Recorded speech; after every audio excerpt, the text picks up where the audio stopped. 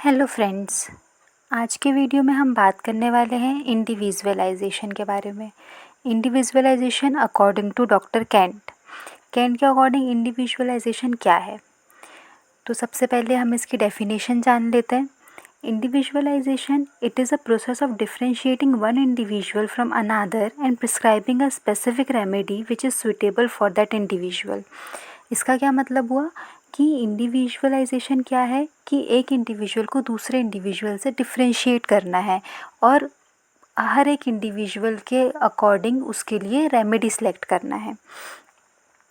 Doctor Kent ने इस chapter में एफोरिज्म 118 में सब्स्टिट्यूशन के बारे में बताया है कि there is no substitution in homoeopathy. Homoeopathy के अंदर कोई भी तरह का सब्स्टिट्यूशन नहीं होता है। सब्स्टिट्यूशन मतलब क्या कि एक रेमेडी के बदले हम दूसरी रेमेडी दे दें, एक रेमेडी नहीं मिल रही है या उसके जगह हम दूसरी रेमेडी दे दें, तो ऐसा नहीं हो सकता है। होम्योपैथी के अंदर कोई भी सब्स्टिट्यूशन नहीं होता है क्योंकि हर रेमेडी दूसरी रेमेडी से अलग होती है। जैसे कि हर इंडिविजुअल दूसरे इंडिविजुअल से अलग होता है, वैसे ही हर रेमेडी दूसरे रेमेडी से अलग होती है। तो एफोरिज्म 118 में कहा गया है कि every medicine exhibit peculiar action on human frame which are not produced in exactly the same manner by any other medicinal substance of different kind. मतलब कि हर मेडिसिन का अपना एक खुद का एक्शन होता है जो कि दूसरी मेडिसिन प्रोड्यूस नहीं कर सकती। हर मेडिसिन का अपना एक पिक्यूलियर एक्शन होता है, अपना एक क्वालिटी होती है जो कि दूसरी मेडिसिन्स में नहीं होती। सब मेडिसिन की अपनी अलग अलग क्वालिटी होती है, अपने अलग अलग एक्शन होते हैं।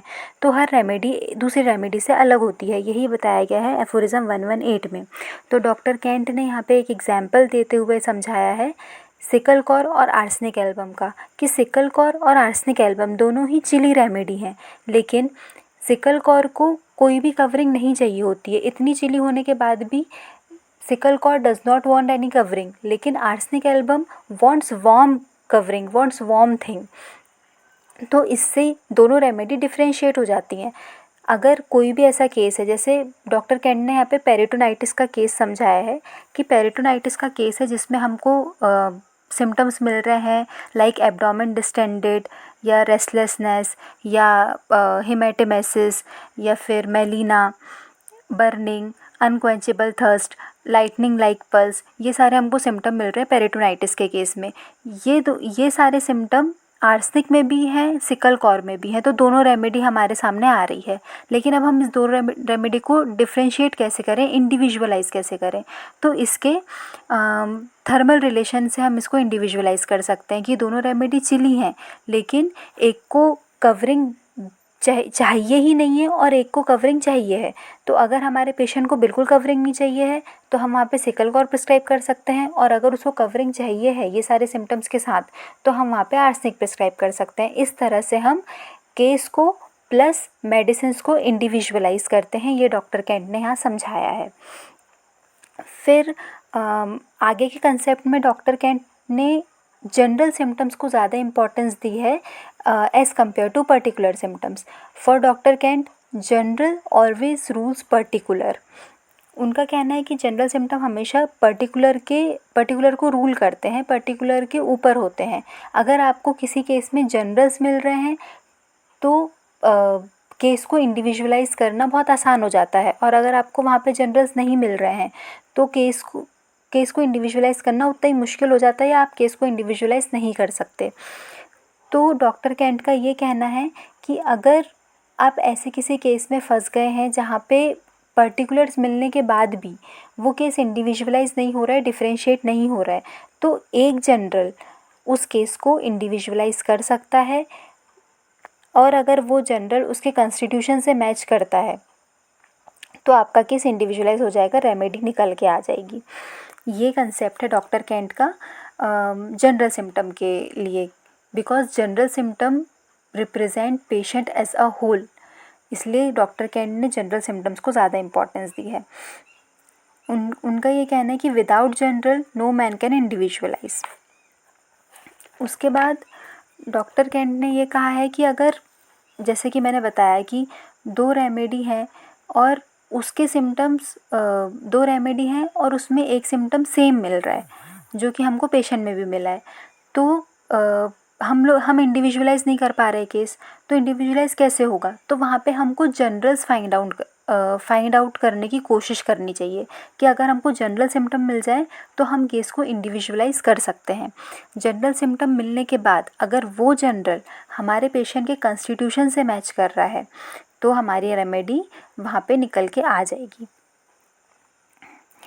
और डॉक्टर कैन ने ये तक कहा है कि if general matched with constitution there is no need of particulars. अब कभी कभी डॉक्टर कैन का ये कहना है कि कभी कभी ऐसा पेशेंट भी आ जाता है जो आपको बहुत ही स्ट्रेंज सिम्टम देता है जो कि किसी और मेडिसिन में नहीं मिलते या हम नहीं ढूंढ पाते वो मेडिसिन। ऐसे कभी कभी पेशेंट हमको सिम्टम देते हैं, तो उस केस को केयरफुली एग्ज़ामिन करके हमें वो मेडिसिन हमें चूज़ करनी चाहिए जो पेशेंट से मैच करे। पेशेंट से मतलब कि उसके कॉन्स्टिट्यूशन से, उसके थर्मल रिलेशन से, उसके टेम्परामेंट से मैच करे और फिर वो रेमेडी हमें वहाँ देनी चाहिए। डॉक्टर कैंट का ये कहना है कि try to study the patient, try to study the whole case. आप डिसीज़ को मत स्टडी करो, आप पेशेंट को स्टडी करो। आप पेशेंट को रेमेडी से मैच करो, ना कि रेमेडी को पेशेंट से मैच करो। ये डॉक्टर कैंट का कहना है। डॉक्टर कैंट ने एफोरिज्म 118 में समझाया सब्स्टिट्यूशन के बारे में। 118 में ये भी कहा गया है, जैसे कि हमने पहले ही देखा कि हर मेडिसिन के अपने अलग एक एक्शन होते हैं जो कि दूसरी मेडिसिन प्रोड्यूस नहीं कर सकती। वैसे ही हर इंडिविजुअल अलग होता है, हर डिसीज़ अलग होती है, हर ड्रग अलग होती है। कोई भी ड्रग सेम नहीं होती, कोई इंडिविजुअल सेम नहीं होता, इसीलिए वहाँ पे कोई सब्स्टिट्यूशन भी नहीं होता। हमारे होम्योपैथी में कोई सब्स्टिट्यूशन नहीं होता। जो सिम्टम एक मेडिसिन प्रोड्यूस करती है किसी इंडिविजुअल पे, वहीं दूसरी मेडिसिन प्रोड्यूस नहीं कर सकती। ये समझाया है डॉक्टर कैंट ने 118 में, और इसी से उन्होंने ये कहा है कि इसीलिए इंडिविजुअलाइजेशन बहुत ज़रूरी है, क्योंकि अगर 2 इंडिविजुअल्स एक नहीं हो सकते तो फिर उनके लिए 2 रेमेडी सेम कैसे हो सकती हैं। फिर उन्होंने बात करी है एफोरिज्म 122 में। 122 में उन्होंने ये बोला है कि जो हमारी फ्यूचर जनरेशन है उसके वेलफेयर के लिए, उनके बेनिफिट के लिए हमें वही मेडिसिन एम्प्लॉय करनी चाहिए जो हमारे लिए वेल नोन हो, जिसको हम पूरी तरह से जानते हो, जिसके एक्शन को हम पूरी तरीके से जानते हो, जो मेडिसिन प्योर हो, जो मेडिसिन प्रिजर्व्ड हो, वही मेडिसिन हमें एम्प्लॉय करनी चाहिए। और डॉक्टर कैंट ने ये भी कहा है कि अगर फ्यूचर जनरेशन के वेलफेयर के लिए अगर हमें कुछ करना है तो जैसे जो प्लांट जहाँ ग्रो हुआ है, फॉर एग्ज़ाम्पल अगर कोई प्लांट यूरोप में ग्रो हुआ है तो वहीं से उसे लाके यूज़ करो, ना कि उस प्लांट को आप किसी और कंट्री में ग्रो करके यूज़ करो। इससे उसकी जो इंडिविजुअल क्वालिटी है वो चले जाती है, वो डिक्रीज़ हो जाती है, वो पूरी क्वालिटी हमें नहीं मिल पाती। इसलिए एफोरिज्म 122 में डॉक्टर कैंट ने कहा है कि for the welfare of future generation use that medicines, employ that medicines which are well known, which are pure, whose actions are well known. फिर उन्होंने बात करी है पोटेंटाइजेशन के बारे में। पोटेंटाइजेशन के बारे में ये बात करी है कि मेडिसिन्स के साथ साथ, इंडिविजुअलाइजेशन के साथ साथ जब हम मेडिसिन एम्प्लॉय करते हैं तो हमको पोटेंसी में भी उतना ही ध्यान देना पड़ता है। हमें पता होना चाहिए कि कौन सी मेडिसिन की कौन सी पोटेंसी कौन से सिम्टम प्रोड्यूस कर रही है। फॉर एग्ज़ाम्पल अगर आर्सेनिक 30 हम दे रहे हैं तो हमें पता होना चाहिए कि आर्सेनिक 30 क्या सिम्टम प्रोड्यूस कर सकती है और आर्सेनिक 200 क्या सिम्टम प्रोड्यूस कर सकती है, वहीं आर्सेनिक 1 क्या सिम्टम प्रोड्यूस कर सकती है। ऐसे ही हमारी मेडिसिन्स भी डिफ्रेंशिएट होती हैं, इंडिविजुअलाइज होती हैं। आर्सेनिक 30 के अपने अलग एक्शन है, आर्सेनिक 200 के अलग एक्शन होंगे, आर्सेनिक 1 के अलग एक्शन होंगे। तो डॉक्टर कैंट ने यहाँ पे पोटेंटाइजेशन का कंसेप्ट रखा है कि पोटेंटाइजेशन में भी ध्यान देना है कि कौन सी पोटेंसी में कौन से सिम्टम आ रहे हैं। फिर उन्होंने बात करी है एफोरिज्म 144। एफोरिज्म 144 में उन्होंने बोला है कि जैसे कि हमें डॉक्टर हैनीमैन ने एफोरिज्म 144 में बताया कि हमारी मटेरिया मेडिका में ये कोई भी कंजेक्चर्स, कोई भी इमेजिनरी थिंग्स नहीं है। हमारी मटेरिया मेडिका पूरी प्योर है, प्योर लैंग्वेज पे बेस्ड है, प्योर एक्शंस पे, प्योर एक्शन ऑफ ड्रग्स पे बेस्ड है। तो यही डॉक्टर कैंट ने बोला है कि ये जो भी इमेजिनरी थिंग्स हैं, कुछ भी है, वो हमारे मटेरिया मेडिका में नहीं होनी चाहिए। हमारी मटेरिया मेडिका प्योर होनी चाहिए। मटेरिया मेडिका जो है वो हेल्दी इंडिविजुअल्स पे प्रूविंग करके बिल्ड की गई है, तो वो प्योरली और हॉनेस्टली बनी हुई है। फिर बात करते हैं एफोरिज्म 145। एफोरिज्म 145 में डॉक्टर कैंट ने ये समझाया है कि हमारे पास बहुत सारी ड्रग्स के प्योर एक्शंस हैं, प्रूव्ड एक्शंस हैं, तो हम नंबर ऑफ़ डिसीज़ेस के लिए हमारे पास नंबर ऑफ़ मेडिसिन्स हैं। हम बहुत सारी डिसीज़ेस को हमारी मेडिसिन से क्योर कर सकते हैं या हम मेडिसिन उसके लिए निकाल सकते हैं। लेकिन सिर्फ कुछ कुछ मिक्स्ड केसेस जहाँ होते हैं कि जहाँ पे बहुत सारी डिसीज़ेस मिलके आती हैं, वहाँ हम पज़ल हो जाते हैं, वहाँ हमें थोड़ी दिक्कत आती है।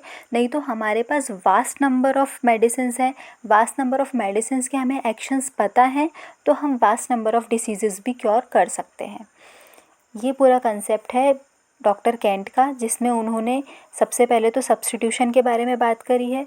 उसके बाद उन्होंने एग्ज़ाम्पल दिया है आर्सेनिक सिकल कॉर का। उसके बाद उन्होंने जनरल्स और पर्टिकुलर्स के बारे में बात करी है। उसके बाद उन्होंने फ्यूचर जनरेशन के वेलफेयर के लिए हमको क्या करना चाहिए उसके बारे में बात करी है। उसके बाद उन्होंने पोटेंटाइजेशन के कंसेप्ट के बारे में बात करी है। उसके बाद उन्होंने मटेरिया मेडिका के बारे में बात करी है। ये पूरी चीज़ उन्होंने अपने इंडिविजुअलाइजेशन के चैप्टर में बोला है। तो यही था डॉक्टर कैंट के अकॉर्डिंग इंडिविजुअलाइजेशन। Thank you.